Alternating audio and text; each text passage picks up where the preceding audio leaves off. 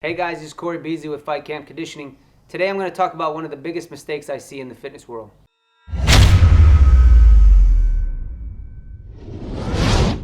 Hey guys, if you haven't already, before we get started, hit that subscribe button. We want to make sure we get all the new videos coming in your inbox. Alright, so one of the biggest things that I'm seeing these days in the fitness world, strength and conditioning, whatever you want to call it, is that there's a lot of noise, there's a lot of information, there's a lot of flash, there's a lot of cool stuff that we're seeing online and social media, and people are always showing like the strong stuff and the fast stuff and the explosive things and all that, which is incredible. It's a very, very important piece of the puzzle. But for most of you, that's kind of the wrong direction. I'll see people like, oh, we'll put some flashy plyometric or heavy lift up, and people are tagging their friends, hell yeah, bro, I want to do this tomorrow, right? And that's not exactly the right way to think about it, right?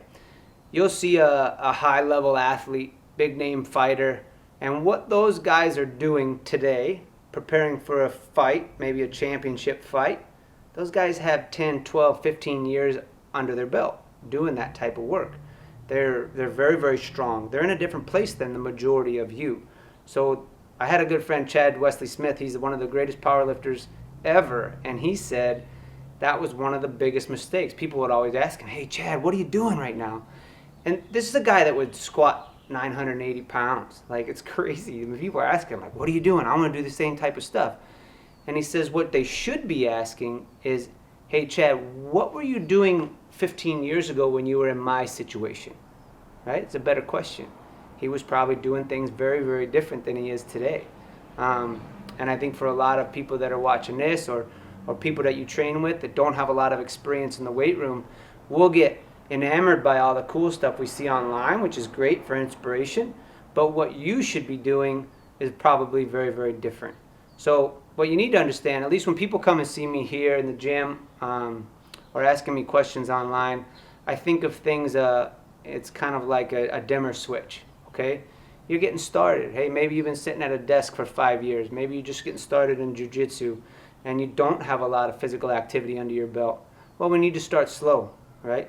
We need to kind of figure out, hey, are you healthy? Can you move well? Can we, is all that stuff going? And for a lot of people, they stop there. Hey, I got this achy shoulder or my biceps tendon or this ache across my elbow or I hurt my wrist or my knees or back or whatever it is, right? And that could just be from lifestyle. Sitting at a desk, sitting in a car, staring at your phone, all those things start to add up. So we might just need to address those first.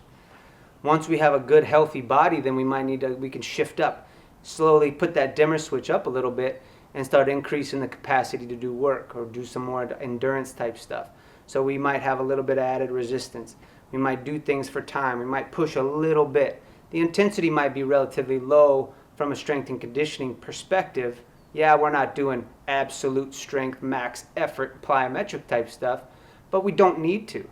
I think in my head, we got to build that foundation first. We got to get people moving well. Then we're going to add a little bit of resistance, put that dimmer switch up a little bit, increase their capacity to do work, and they can do it well, right? From there, then we can start adding a little bit more intensity, getting a little bit more aggressive, and slowly ramping that up over time until we're starting to feel like, okay, cool, I'm starting to get the hang of it. I'm doing things well. I feel like I can push. I want to compete. I want to go a little bit harder. And then your body's also keeping up, right? Your body's healthy. As you're pushing that dimmer switch up, so to speak, yeah, my knees are good. My feet feel great. My back's good. My shoulders are healthy. My neck's all fine. All these things need to be addressed as we're kind of ramping up that intensity, because if we go too hard, too quick, things start to falter, right? It might affect your skill practice. You might have, pulled muscles. You might have an ache in your back. And those are just little warning signals that are saying, hey, bro, slow down. Pump the brakes. You might want to just back off, downshift, so to speak. Or you might want to be able to come around with a different exercise or progression to address that situation. And that's going to take time. That's the frustrating part, I think, for a lot of people, is that it might take you 2, 3, 4, 5 years to get where that athlete is online. And you might never get there. But the point is, for you, at this particular point in time, you need to do what's right for you, your ability level, your situation, and then slowly kind of ramp that up over time. And it takes consistency and patience. So guys, hopefully some of that makes sense. I'm sure you got a lot of questions and things bumping around in your head. But if you guys do, leave a comment, question down below. I'd be happy to help you guys out. And if I don't have the answer, I'm always willing to point you in the right direction and get you guys moving. So, and as always, hit that subscribe button up above. We got a lot of new videos and stuff coming out. Want to make sure you stay in touch.